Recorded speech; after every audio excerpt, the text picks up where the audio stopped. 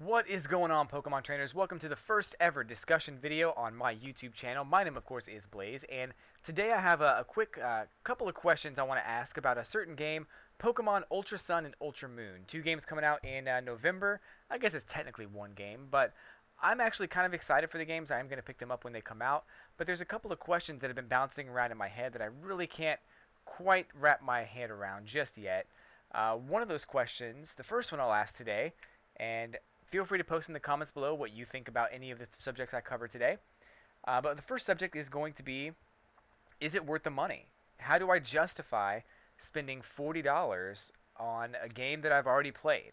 Now, I get that Pokemon Ultra Sun and Ultra Moon are sequels to Pokemon Sun and Moon that came out last year.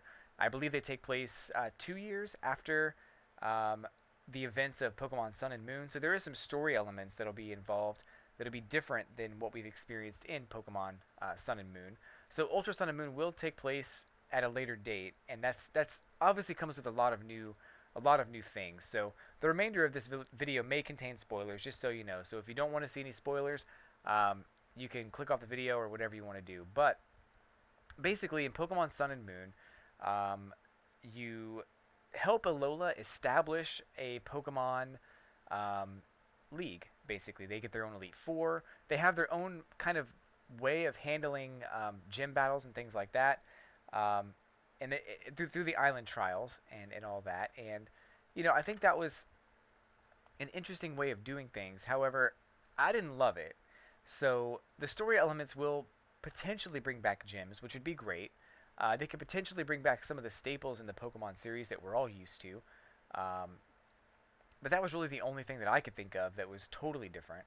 But one thing that I wonder is that is it worth the $40 just to have an altered story um, and a couple of new areas? I mean, so far the trailer didn't really show off a whole lot of new areas. There's a couple of new things that came out of it, but there wasn't really a whole lot of like new areas, and I'm a little worried that it's going to be just another $40 game that has you explore the exact same region with a couple of extra things, and there won't be much else to it. So there'll be a few extra Pokemon. Pokemon that weren't present in Pokemon Sun and Moon will be present in Pokemon Ultra Sun and Moon. So there'll definitely be some new things coming up in Ultra Sun and Moon, but I'm just really worried that it won't be enough to justify the $40 price tag. Now, you might make the argument that it's not $60, so that's great. It's not a full price like $60 game, but 40 is still kind of expensive, and especially since I'm going to buy both of them, and they know that I'm going to buy both of them, it is a little bit expensive. So, um, what would make me justify this game? Well, there's a few things, and I'll cover a couple things in just a minute here. But a question I wanted to ask is this game just DLC? Is it just extra content that could have been passed off as DLC? Um, and if that's the case, you know, why? I mean, I understand going through the trouble of releasing two new games when you could have just done some DLC.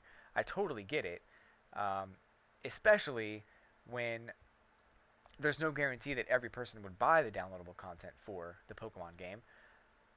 But it's a little concerning that it, so far the trailer that we've seen and so far the things that have been announced and talked about with Pokemon Ultra Sun and Ultra Moon have not really been um, a lot of major changes. They've just been a couple of things. I know it's still early in the development. They come out in November, so we still don't really know what's going to happen.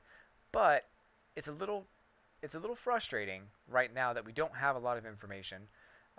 We don't know if there's going to be new Alola forms. We don't know there's going to be new Pokemon. We don't know a whole lot more than we actually know. And the fear that I have is that we don't know all of this because there isn't really much else to talk about. So that's the fear that I have with Pokemon Ultra Sun and Ultra Moon. You might feel the same way. You might feel differently. I don't know. But post in the comments below what you think about Ultra Sun and Moon as it stands right now um, in July 2017. What do you feel for Pokemon Sun and Moon?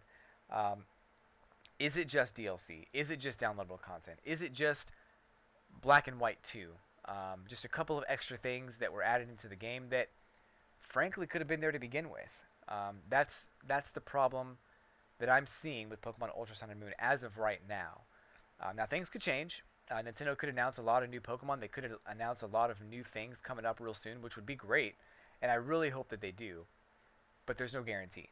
Um, but the question that we're here to ask today is what would what would make me thankful that I invested my money in this game? I'm gonna do it anyway, and they know that. Nintendo knows I'm gonna put my money into this game.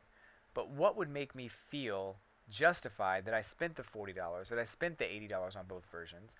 What would make me feel like I got my money's worth out of a purchase of Ultra Sun and Ultra Moon? There's a few things. One thing would be, and if you have any thoughts or ideas, put them in the comments below because I'd love to hear what you have to think or what you have to say. But the first thing that I think would be amazing is, of course, the storyline has to be good. The storyline has to be totally different. The storyline has to add up to what we've seen so far in Pokemon Sun and Moon. It has to be a different story, and it has to be good enough to keep the player engaged. Let's be honest, Team Skull didn't do anything. They literally didn't do anything, and there wasn't much for them to do, and that's fine. But there really wasn't a whole lot of necessity for them to even be there, except to kind of, you know, slow the player down when it was convenient. Um, so something to do with Team Skull would be great if they could have some kind of extra whereabouts or some kind of extra plan or something that would be um, pivotal to the plot would be pretty cool. Um, but a new storyline uh, indicative of what we've come to expect from Pokemon games. Um, I mean, gym battles got to come back. I mean, I don't like the trials all that much. I thought they were different and that was cool, but they weren't different enough to make me want them back. I'd rather have gyms. So we'll see how that goes in the future as far as gym battles coming back. But the one thing, and this is something that is there's a 30% chance of this happening, and probably as I speak, that chance is dropping even further and further. There's probably closer to a 10% chance of this happening. Um, but I like to be optimistic. The one thing that would justify me spending the $40 on Pokemon Ultra Sun and Ultra Moon is very simple. After you beat the game, you are able to go to Kanto. That is the one thing that would make me go, whoa. And is it likely? Probably not. It's probably not a likely scenario, but it would be really cool.